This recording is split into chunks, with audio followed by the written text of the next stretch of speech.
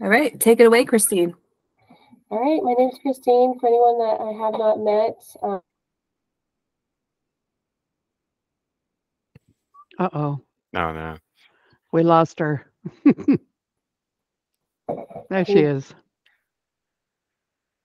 Nope.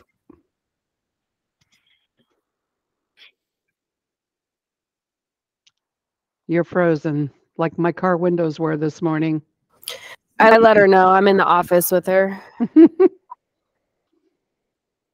am I unfrozen yet? there you go.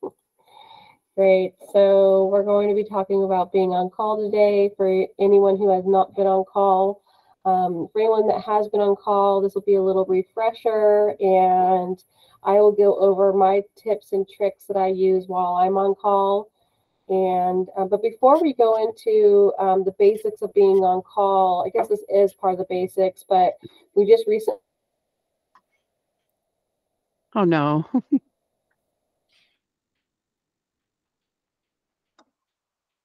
on my internet. There you go. Sorry guys, I don't know what's going on. It worked all day today, so so we recently had a change with the on-call system. We're no longer using Google Voice to transfer the on-call to our phones. We're now using Ring Central.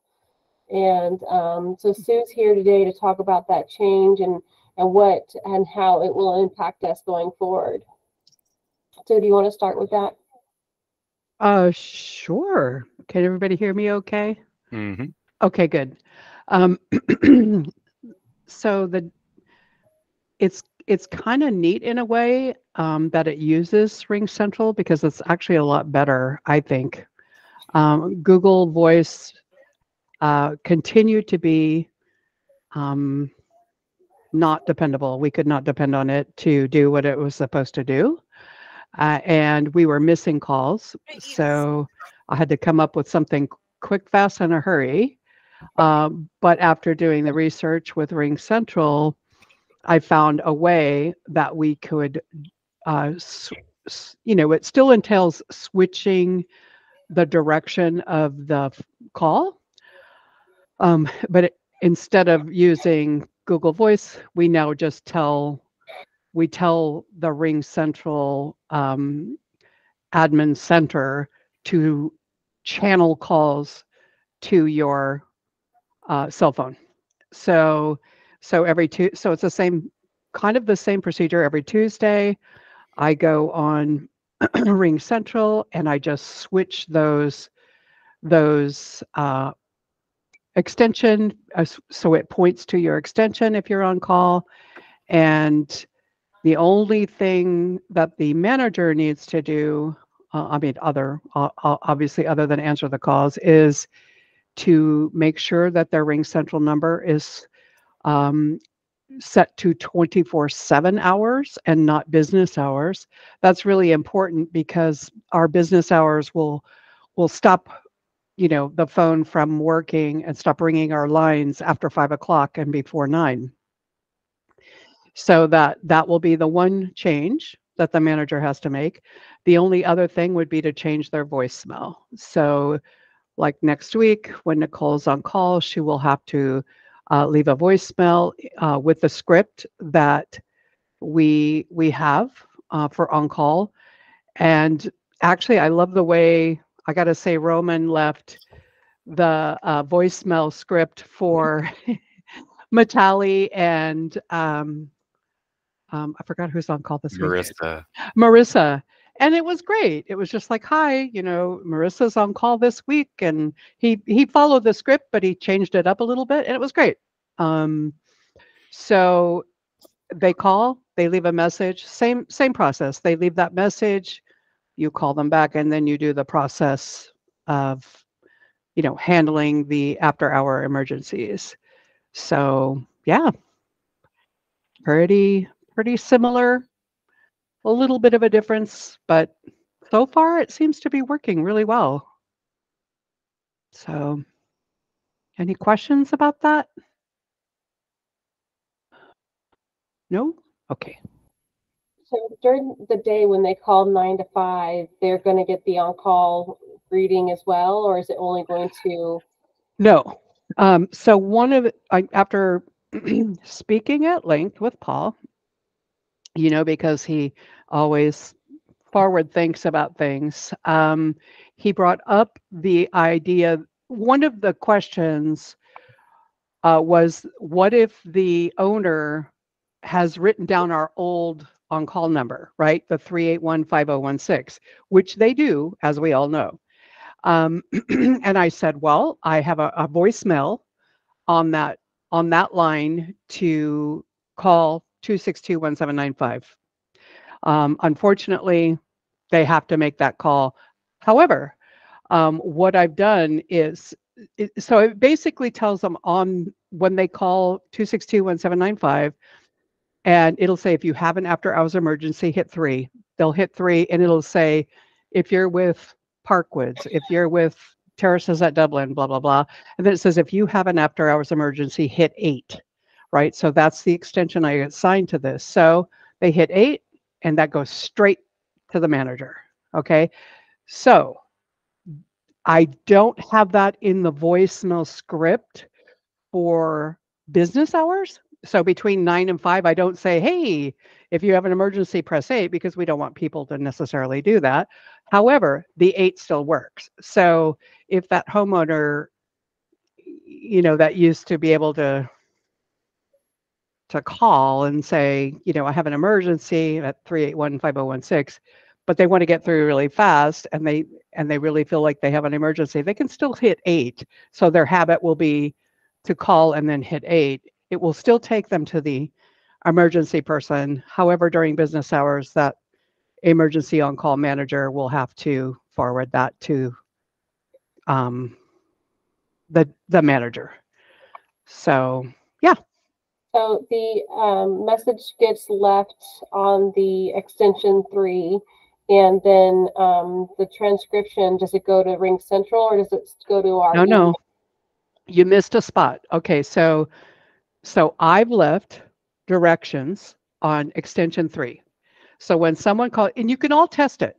Someone, like after this meeting, you can just call and test it. It's not going to hurt anything. The person will call.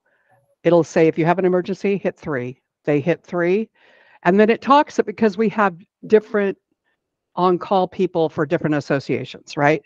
So it talks about that a little bit, and then it says, if you have an after hours or weekend emergency, press 8 now, and you'll be connected, right? So they press 8, and then that goes to the managers who's on call. That goes to their voicemail. So they have to leave that special voicemail message, which is, hi, you've reached the after hours on call. Leave your message, blah, blah, blah. Does that make sense? Yes, that makes sense. Okay. And then, so the transcription, it will be saved to the Ring Central, your Ring Central voicemail. Mm-hmm. We won't be getting the Google Drive emails anymore. It'll be saved to the Ring Central extension. That's correct. Perfect. Now, what about when a homeowner calls between 9 and 5, the manager who's on call, and it goes to their voicemail? Is it their original voicemail, or are they getting the after hours voicemail the entire 7 days? No. Okay. Really good question. So there are 2 voicemails that you can have on your phone. And I argued with Ring Central about this a lot to try to get them to change it, but they wouldn't. So there are 2 voicemail greetings. One is a mechanical greeting that says, you have reached, Christine Alvaro, right? And the other one is one in your own voice. So they would be changing the one in their own voice to be on call. So once on call is over, they can change that message back in their own voice to a different message. But I like what Roman said, because he split it up. He kind of said, if you're reaching Matali during business hours, you can leave a message. So he kind of changed that a little bit. And I think that's probably a better script than the one we had originally. Because then any caller, any one of her owners who call, will we'll say, well, why am I getting this emergency message? But it has instructions that says, okay, you can leave a message if you're, you know, just calling during business hours. Roman, can you share the script, please? Nicole is asking. I will love to. Okay. Well, it's too bad we couldn't use our original voicemail because Grace is the one that left the voicemail message, and her voice is so pretty and sweet, but we can't call Grace every time we need to change our voicemail. So Well, thank you, Sue, for going over that. Yeah. That is a change. We'll all be learning it, and uh-oh.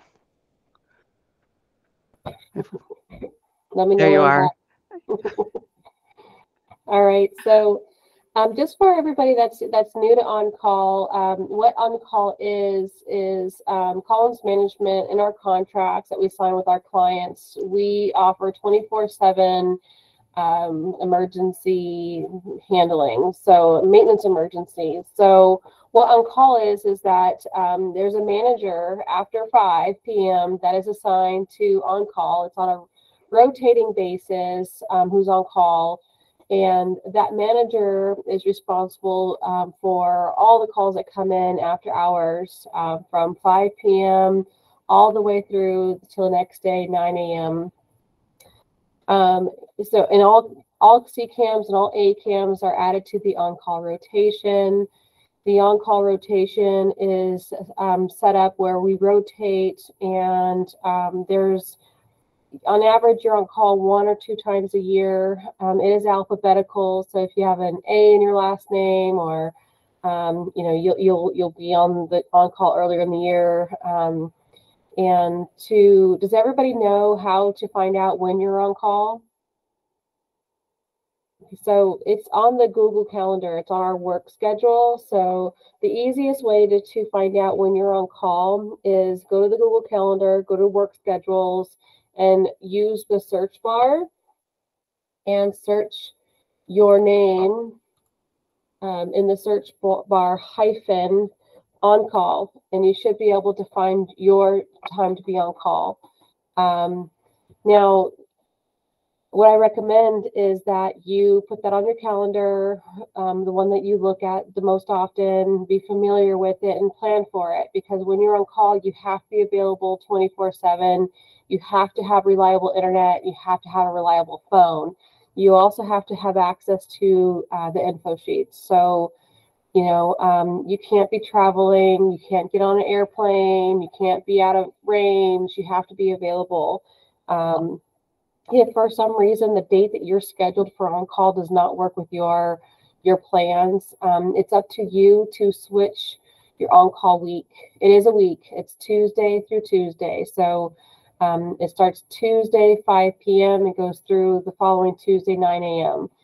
And if you're unavailable, it's your responsibility to switch with someone. And I guarantee it that, if you give enough notice, advance notice, your team, we're here to support each other. We'll switch with you. I've done it for lots of people. A lot of people have done it for me. And what we usually do is we just send out a message in Google Chat or talk to your coworkers and just say, hey, is there anybody that will switch with me? I'm on call this week. I'll take your call, your on-call week, and you could switch. And if you do a switch, you do have to update the calendar so that we know that there's been a switch. So when you find your name and, if you switch with someone, say on the scheduled, your name, but switched with whose name. And that way we know what changes have occurred. And since it's on the calendar, Sue knows who to assign the on-call to. So a little bit more about the after hours part and maintenance part about it is, as you know, we get calls from homeowners for all kinds of things, whether the association's responsible for it or not. And the same is true for while you're on call. And you also will get calls that are not considered emergencies or not considered something the association is responsible for.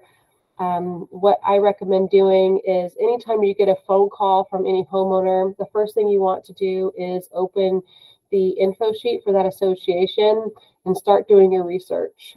Just like you would get a call, if you were to get a call right now, the first thing we do is we find out who's responsible for it. And then the second thing while you're on call is if it's an emergency.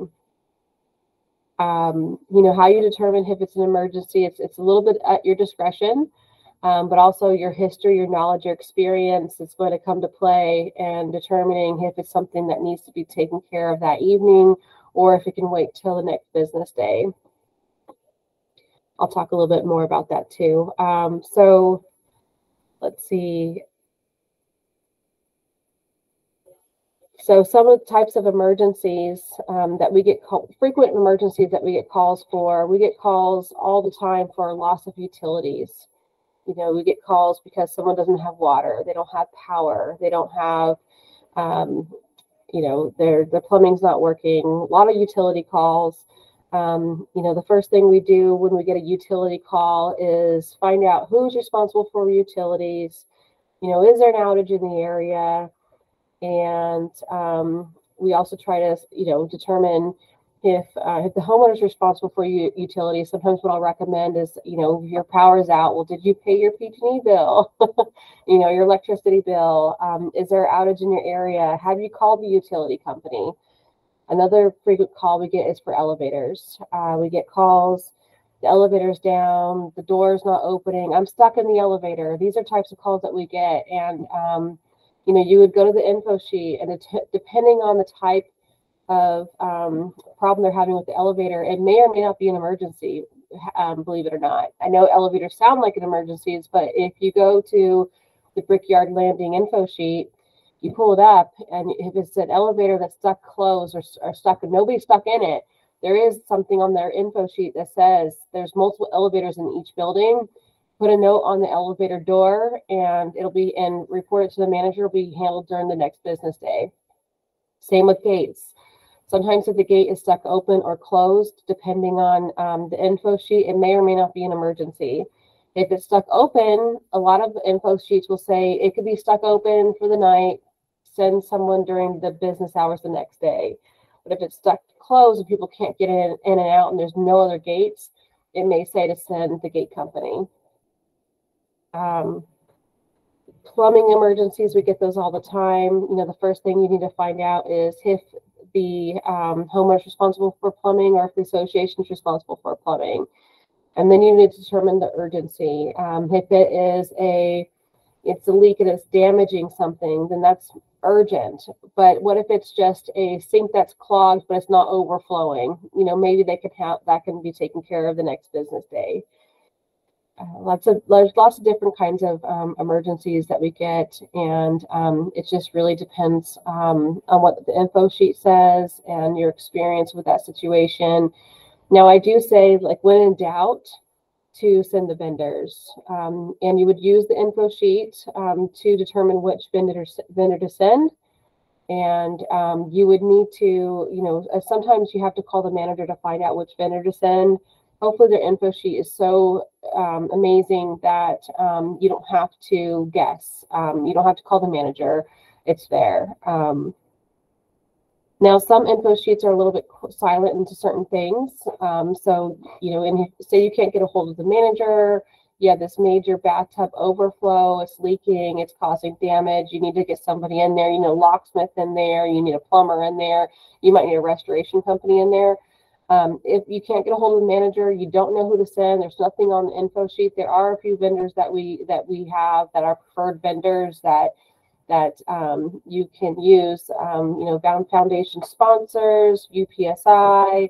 These are all vendors that can help in those types of emergencies that can get a locksmith, can get a restoration company, and can get a plumber all at the same time. So you're not having to spin your wheels and trying to find that vendor.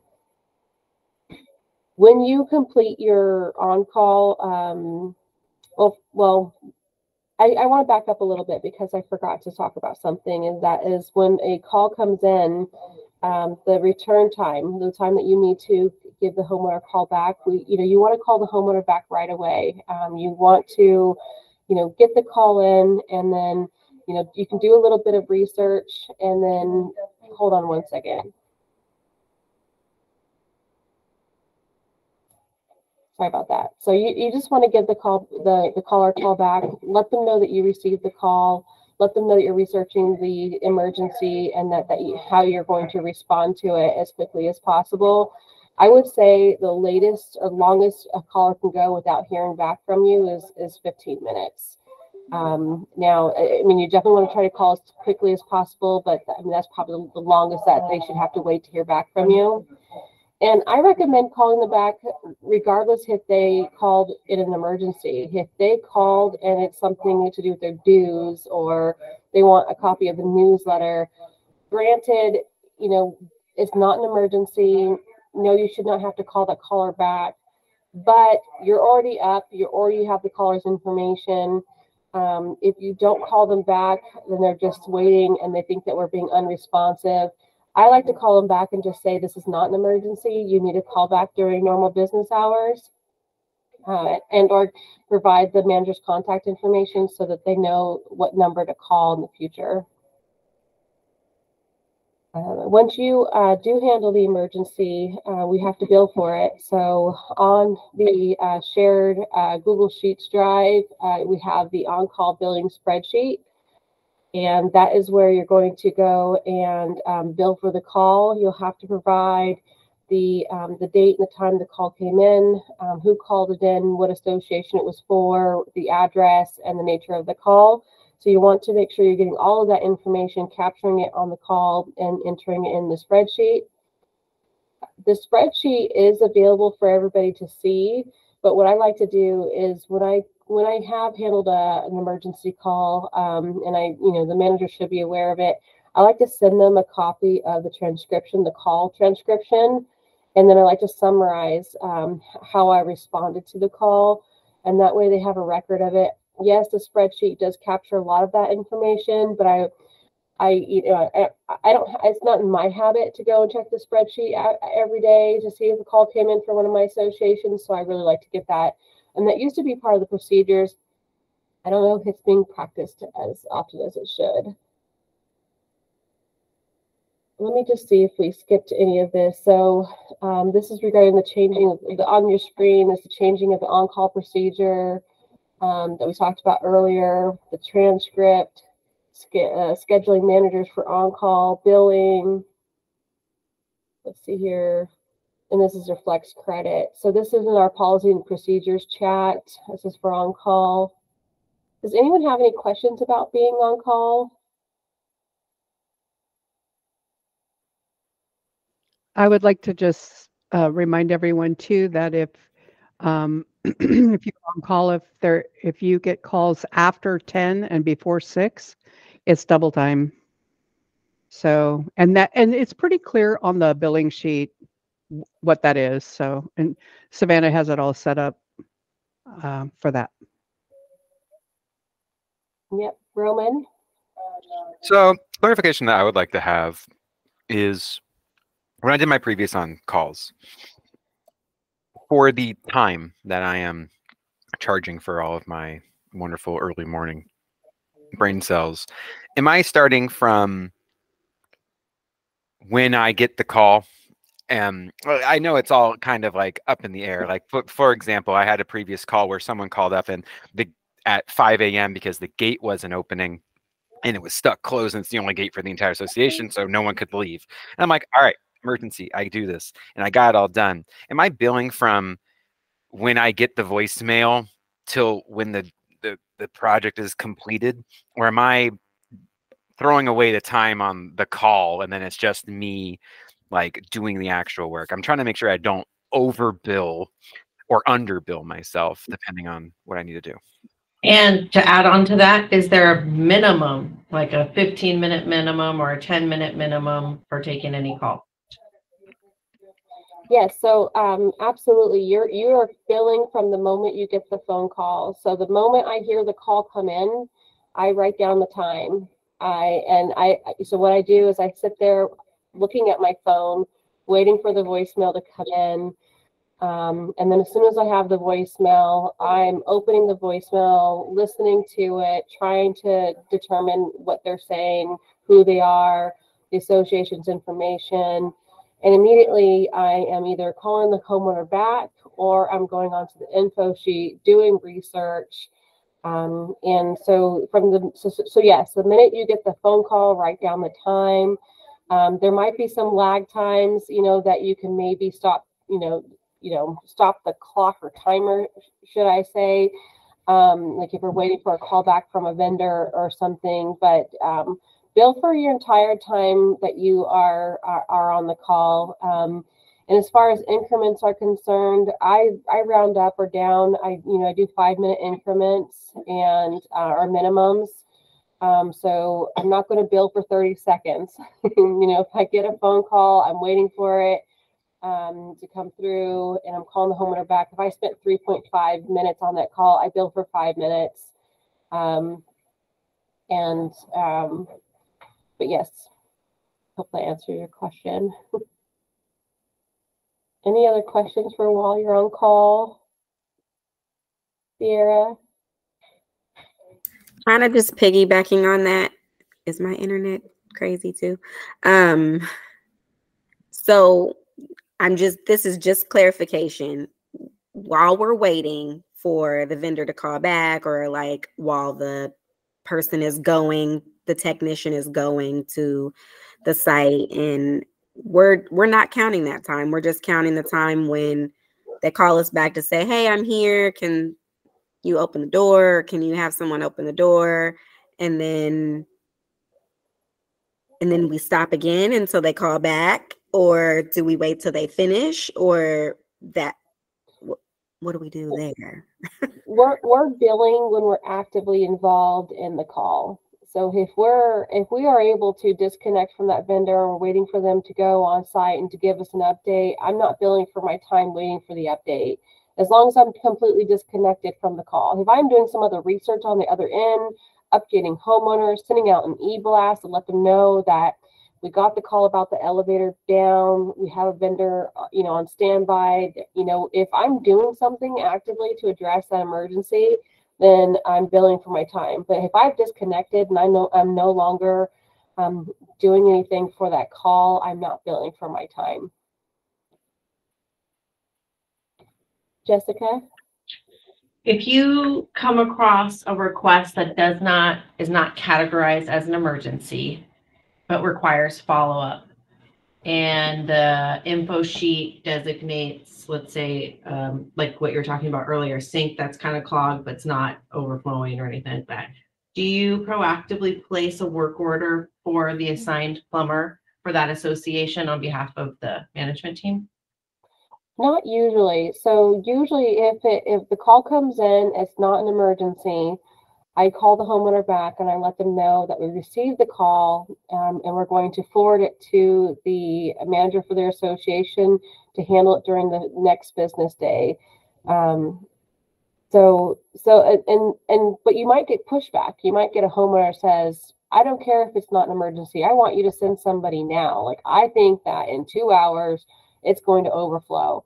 You're going to get that sometimes. You're going to get some homeowners that want somebody now. And what I explain to them, and this goes for, some other situations, which I'll describe as, I explain to them that I can send somebody now, but if they go out and they determine it wasn't an emergency, that they did not have to go out during after hours, the difference in what it would have cost to send them out for during normal business hours versus what they're charging to come out after hours may be billed back to you. The board may say that you incurred this cost and it wasn't necessary, and the board is going to bill you back. So just to piggyback on that. Another thing too is that you might get phone calls and it turns out that the association wasn't responsible for the emergency. It's something that the homeowner is responsible for. We get those all the time too. A lot of them Hillcrest Park. They call and they say, my sink is leaking, and we look at the info sheet and it says that the sink is the homeowner's responsibility. So we explain that to them and they say, I don't care who's responsible. I want somebody now.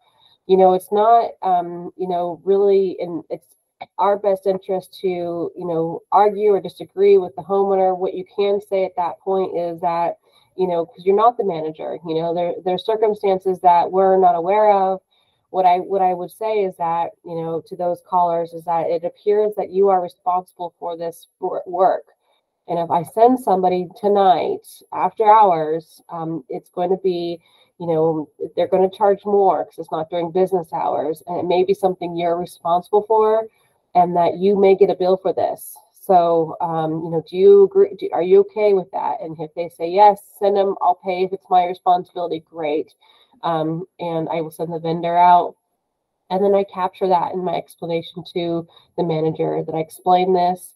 Now, I talked to Paul about it on Tuesday, coming up with a form a consent form or some kind of authorization form that homeowners can sign describing that. And he said it was a great idea. And so we're going to try to draft something where we can also send that homeowner either a link or a website where they can basically do like a pre-authorization to having the work done, knowing that that cost may be billed back to them as a reimbursement assessment. Nicole? So to kind of piggyback off of that and in an emergency situation, like I've received like calls from board members and they get frustrated and say, well, I'm just reporting, I'm on the board and I'm just reporting to you guys, you need to take care of this. Okay, great. You know, we'll be on it. But like when you get that pushback, do you know, is it just a polite thing to say, hey, look, it would be negligent if I didn't advise you that if this is deemed to be a homeowner responsibility, that this will be billed back to you through a reimbursement assessment, you know, because I you know, I have received calls from like board members and with issues that are beyond control at times and things that aren't even an emergency issue, but they're like, no, I want it to be addressed now. You know, so it's like, when do you kind of use that script reporting? There's water coming through the garages in buildings A, B, and C versus, you know, like an independent thing, I guess. You know, I would say, you know, use the script as often as you'd like. I mean, you can say it in a way, and I'll work on the language for the pre-authorization that I'll share with everyone.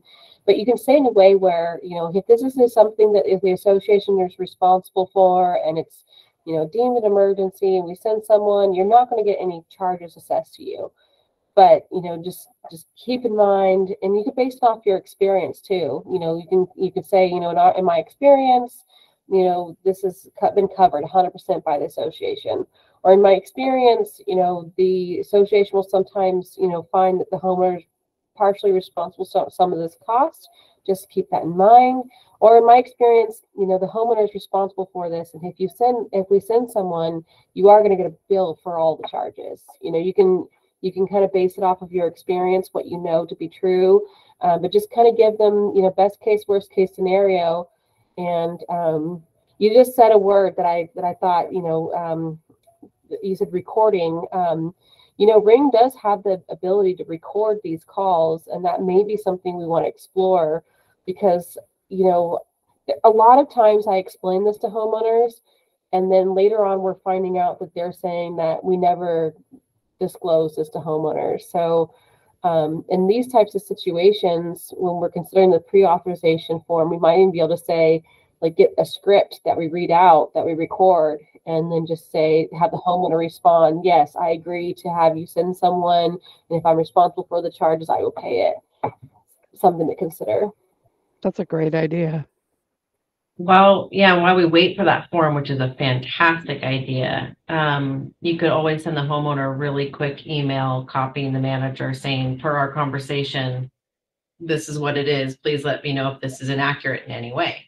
And that way, at least you document that agreement. Yeah, as much as you can get on in a recording or captured in an email in writing, it just really it's really helpful. I mean, honestly, while I've been on call, these several years, I've only had maybe 2 situations where it became he said, she said situation where I had to defend my decision in sending someone or not. Like I said at the very beginning, when in doubt, send someone.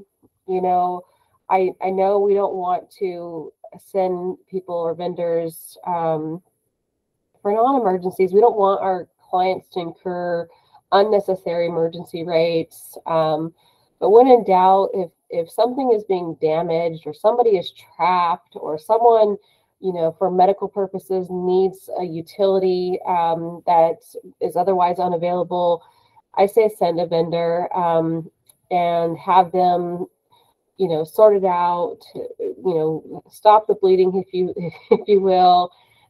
Get the situation under control, and then during business hours, the manager can reassess and determine what needs to be done to resolve the situation. Some of the vendors too, if you call them and you explain the situation to them, they will tell you, this doesn't sound like an emergency. It sounds like something we can resolve during business hours. Or they'll say, let me call the homeowner and let me diagnose it over the phone. And then I will, either send someone right now or I'll send someone tomorrow 9 a.m. I kind of like the experts to be involved, especially if I'm going to ask the homeowner to wait till the next business day. But that usually doesn't fail me as the when in doubt tools. Diana? Yeah. Yes, I have 2 questions. My first is, what if you have a situation, say there's a plumbing leak, and a person is saying, hey, the unit upstairs water's coming into my unit, and I try to reach out to that homeowner that lives above them, and I get no answer, or they're not home. What is the policy for call-ins for like entering a unit with a homeowner's unit? If we need to get in there and like stop can we enter for an emergency? I'm not clear on that because I was in property management and you had the right to enter, but with homeowners, I really don't know how you handle that. Okay. HOA docs do have the right to enter for an emergency. You do want to double check what your documents say, but the majority of them do allow you to enter for an emergency. Now, I always try to, with water, I try to say, how can we stop the water? Okay. Is there an option to turn off water to the unit to stop a leak? And I did bring that up to Jessica and she said yes, so I think they are talking about it. So I will be perfect. So there's no form in place now and we want to do it. I'm having a hard time hearing. I think it cut you off there for a minute, but basically you were saying, see if there's other options to turn off the water besides going into the unit. I know where I worked sometimes, if you couldn't turn it off to the unit, you'd have to turn it off to the whole building. So that's kind of why I was wondering, but you'd still have to research, like, I guess, what, like the CCNRs to see if we can enter for an emergency or. Yeah, most documents do allow it. So what I would do in that circumstance is if there's a way to turn off the water, excellent. If there's a way to talk to the homeowner of the affected unit and ask them to be causing the leak. Like say, for example, it's coming from previous correspondence. Diana, can you please mute? Diana, can you please mute yourself? We can hear Nancy in the background. Thank you. There we go. Sorry, Christine. So I just try to troubleshoot it, try to get the water off as quickly as possible.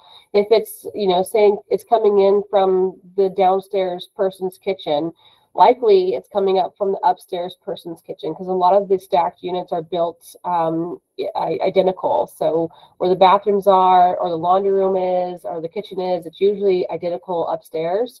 So I say, where's the water coming in from? And if it's coming in from their kitchen, I'm thinking, and if it's a steady supply, so it's either going to be, it's got to be a supply line. If it's their dishwasher, it's an ice machine. I try to troubleshoot, try to figure out what type of leak it is. And I tried to talk to the person upstairs, say, hey, you have a leak. It's coming in from your kitchen area. It's pretty extensive. And so it looks like a supply line. You know, please don't use the dishwasher or you know, check to see if there's any water coming from any of your appliances in the kitchen, and try not to use that. And then if you can't get a hold of the homeowner and you can't get the water off and your documents say right to enter, then I call a locksmith and I have them go out there and let a plumber in. And then when they're on site, depending on how bad it is, I call a restoration company out and have them at least dry out the unit. And then my next call is to Dean. Dean handles multi-unit leaks. And so if multiple units, 2 or more have been damaged by this leak, Dean's involved. You want to put the insurance carriers on notice. A lot of this is handled by the manager, but the on-call manager, trying to get the water off, trying to stop the bleeding, get in there if you can. If the documents are, if the documents won't allow entry, which I've never seen that, that should be on the info sheets, guys. If you haven't, if you have something rare like that, it should be very clear on the info sheet, because anyone on call that gets that call, we're going to send someone and we're going to try to get that water off and get that plumbing leak stopped. And then one other last question, because you brought it up, and I actually had it happen to me. It was horrible. But what would you do if somebody was calling you and they were stuck in the elevator? 13. So in the event that someone's stuck in the elevator, we call the elevator company. They should be on the info sheet. And they can get out there really quick, you know. Yeah, so most elevators, unless they were built prior to the 80s, they have an emergency call button. And so they should be hitting that call button, calling that. And they can also call a manager. And what we're doing is we're calling the elevator company and having them send them out. If there's any reason that you can't get the elevator company out within a reasonable timeline, you can call the fire department and they will respond and help get the person out. And then you want to, when the elevator company comes out, gets the person out, if they can't restore the elevator to service, then, your next step is working with them to get it repaired back into service. If it's going to be out of service for any length of time, especially if it's on the weekend or early in the evening, you may want to send an e-blast out to that community, just letting them know that we're aware of the elevator outage and then it's going to be out, and give it like an estimated time frame for it, the outage. Otherwise, you'll probably get several more phone calls from those homeowners saying that the elevator's out of service, and a little bit of,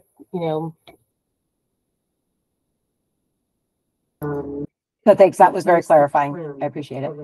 Yeah. And yes.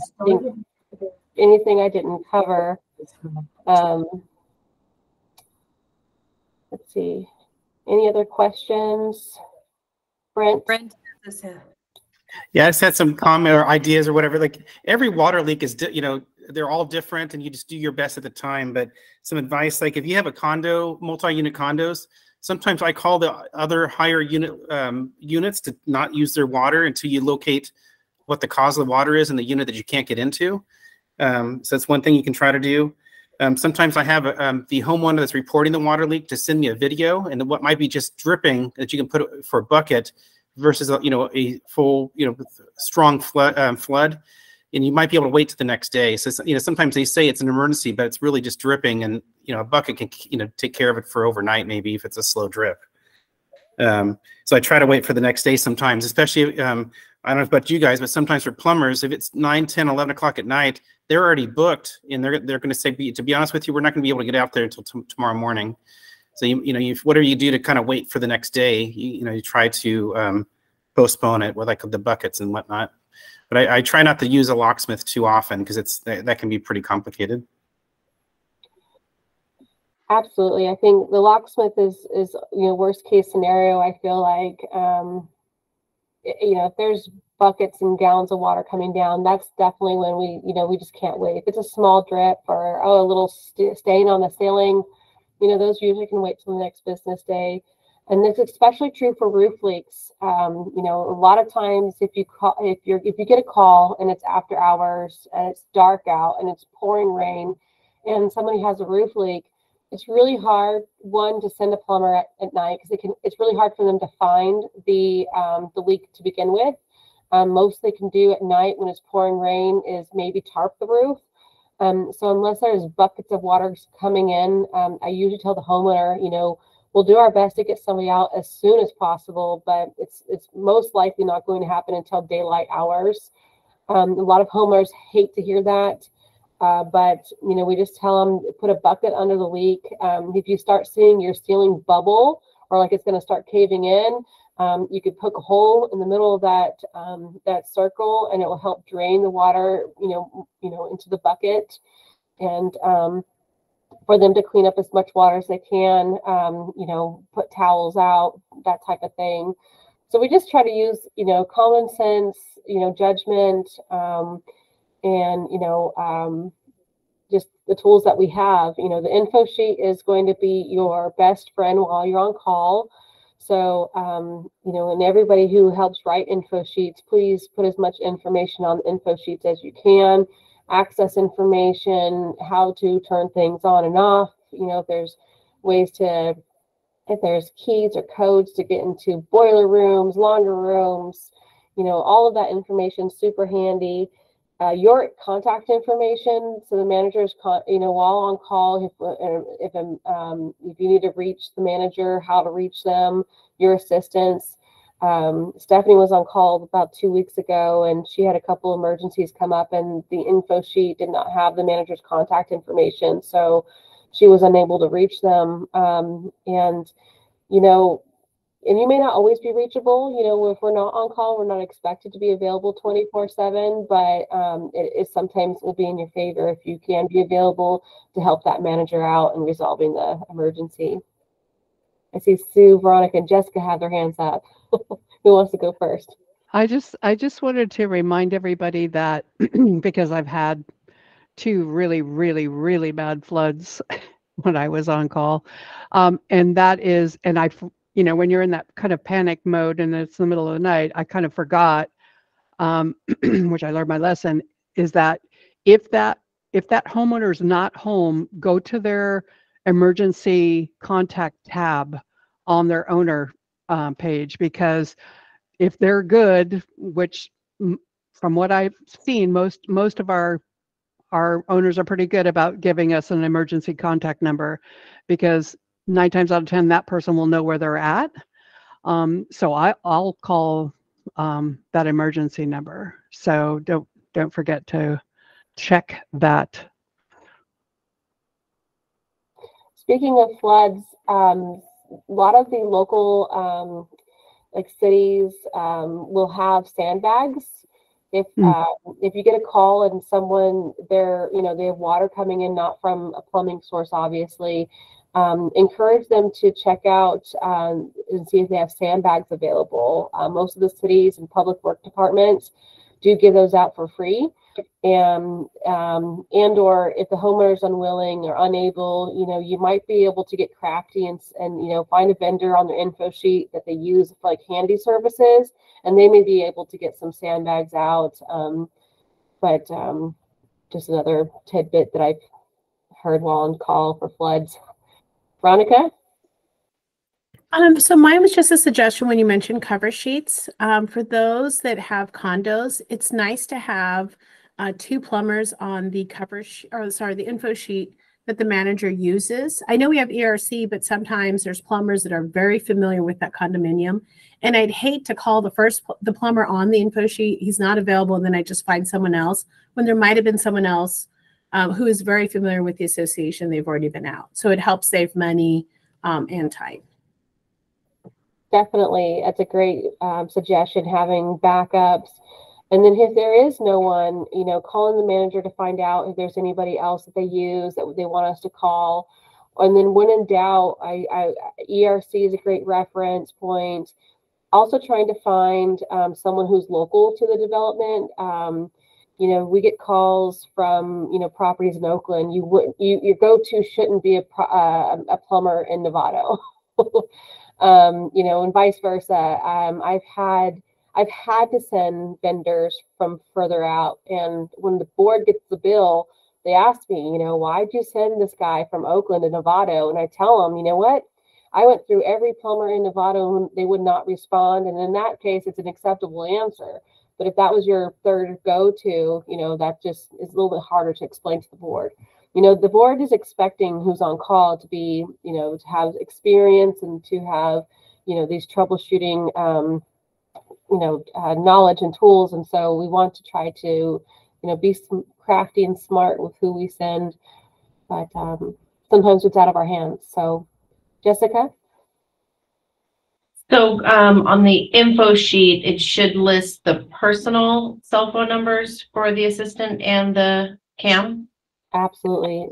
Well, Yeah. also, I wanted to mention on that vein, Jessica, is that in the same folder where you're going to find the info sheets is a employee list of numbers. So in that same folder, so when you go to search for that, and I would advise you download that to your phone, Google Drive to your phone, and that will help you. I'm going in there right now to make sure it's an updated one, just for the heck of it. Yeah, if you want people to use the directory to find your phone number, at least make sure your name is on the info sheet. We have some info sheets that just have the association name, and we don't know who the manager is. And then, so if we don't know who the manager is, you really get lost. I mean, it's not impossible to figure out, but it just is easier. I think if it's all in one place, everybody should know that we don't give those numbers out, that it's only to be used for our purposes, our office. But sometimes what I'll do is I'll put my name and number on the top of an info sheet, and I'll say, do not give this number out. But Grace? I think Sue just referenced the document that I was researching. It's called Employee Directory. It has all of our phone numbers. And previously, when the on-call rep could not reach a manager because my cell phone wasn't listed on the info sheet, it had my name. I believe they tried to call me via Ring Central, and that doesn't go to me after hours. So just a reminder, call our cell phones if absolutely necessary, not Ring Central. Yep. Yeah.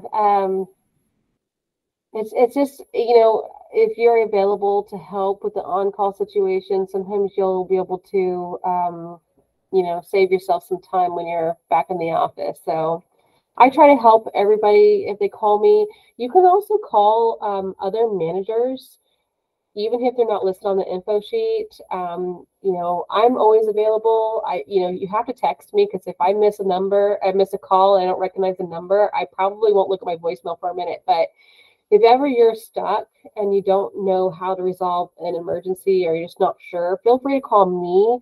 You know, I'm sure I call Sue, I call Paul. And speaking of calling Paul or Sue, if ever you have an emergency and you find yourself unable to answer or respond to on-calls while you're on call, you know, heaven forbid you're in the emergency room, or you've been in an accident, or your cell phone tower is out for the, you know, area, do what you can to communicate that to Sue and Paul as quickly as possible so that they can try to resolve it. Whether it's transferring the emergency calls to somebody else or taking them themselves.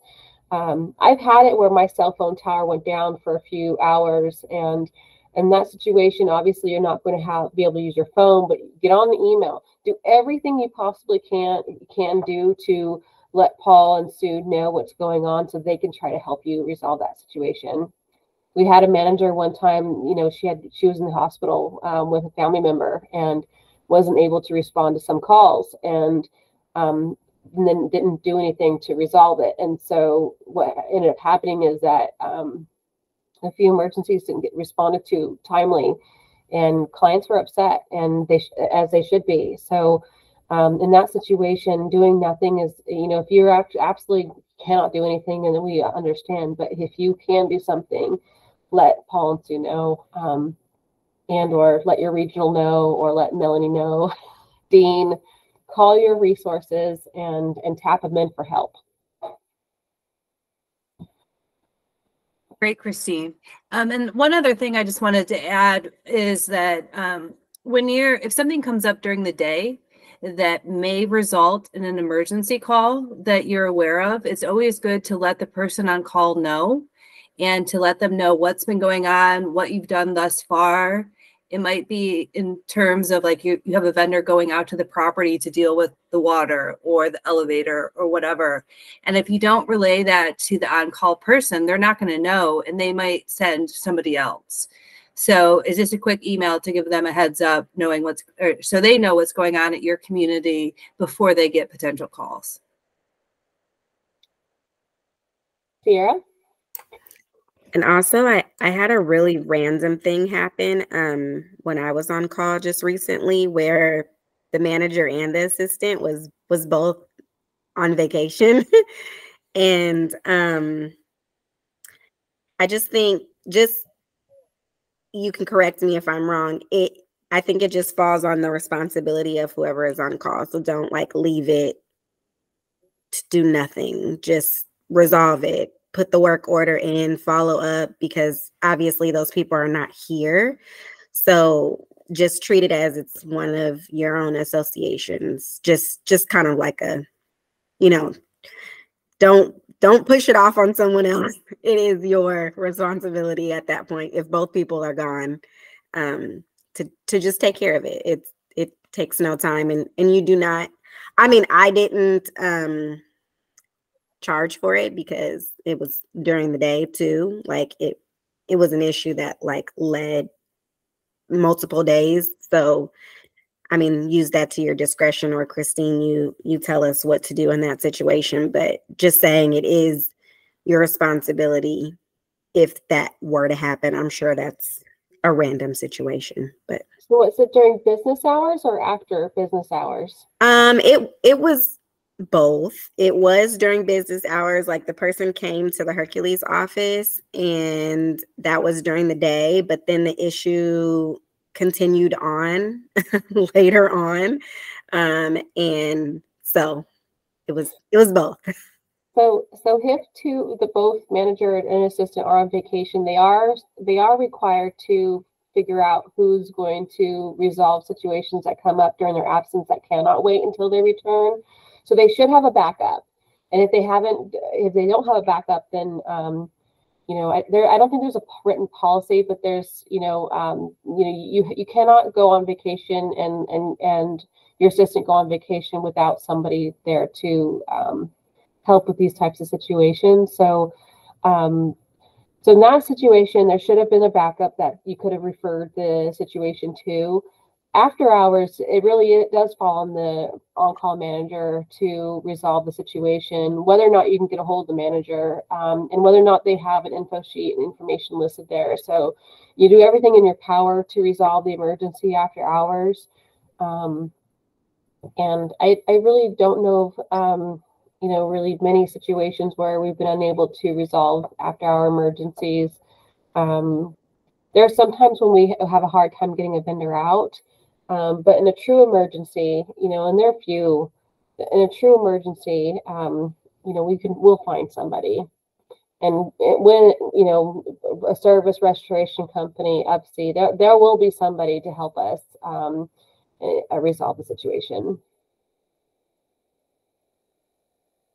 I hope that answers that question. Diana? Yeah, I just wanted to offer one other tip that I had happen to me one time is I had a main water line breakdown and it was gushing out tons of water on the property.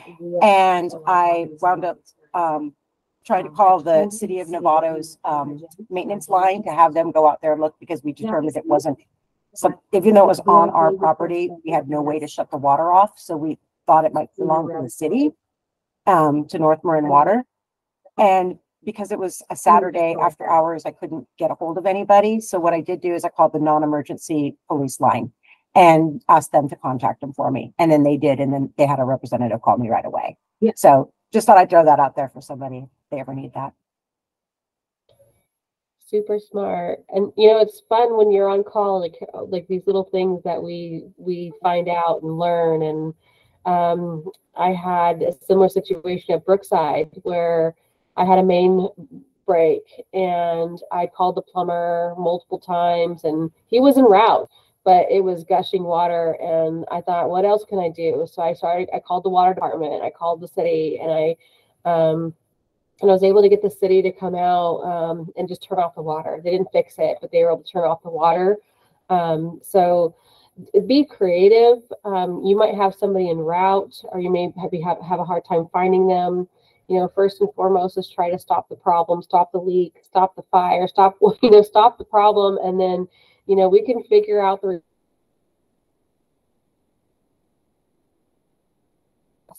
I think I'm frozen. You're back. Great. We're just trying to avoid catastrophic loss, but